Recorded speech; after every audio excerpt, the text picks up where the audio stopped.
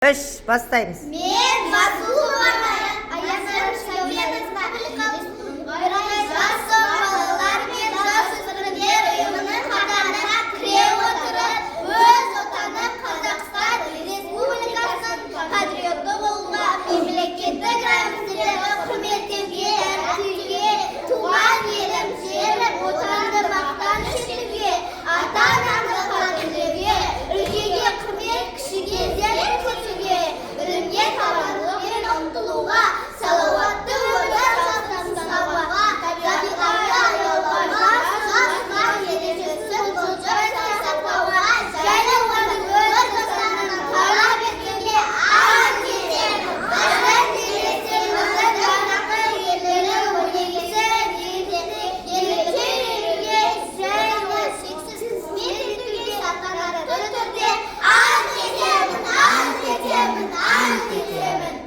Тамаша.